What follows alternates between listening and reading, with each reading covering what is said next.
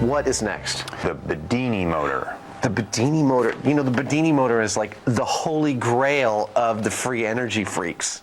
It couldn't be simpler. A battery drives a motor which spins up a flywheel, which charges wire coils, which in turn recharge the battery. And bingo, a perpetual motion or over-unity machine. It's important to keep an open mind and realize that all the principles that drive the over-unity machines operate outside of everything you've ever heard about science.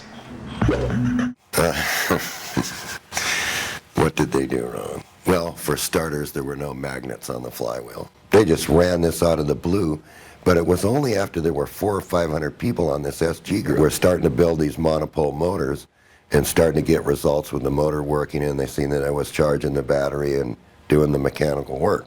Just in about the middle of this, all of a sudden out comes this myth. It has nothing to do with a schoolgirl motor. It's something that was done in 1984. It's something that Watson proved without a shadow of a doubt that it operated. You know, here, we're going to get this guy. You know, we're going to come out with this program and disprove that this thing, it just doesn't work. Well, yeah, you could see that it didn't work. The coils weren't wound right. The motor wasn't right. You know, there were no magnets on it. The mass wasn't even... Never did they contact anybody. And they did it on national TV just to discredit the whole thing. Because they had some MIT professor standing there that knew better. You know, that knew that this thing wasn't going to generate anything because he left out the magnets. You know, there was nothing to go by the coils, nothing, no energy to be generated, just a waste of energy. MIT's Dr. Geo Holmesy has been helping the guys by assembling the contraption. And with his pedigree, they're quickly in business. Free energy, man. Here we go.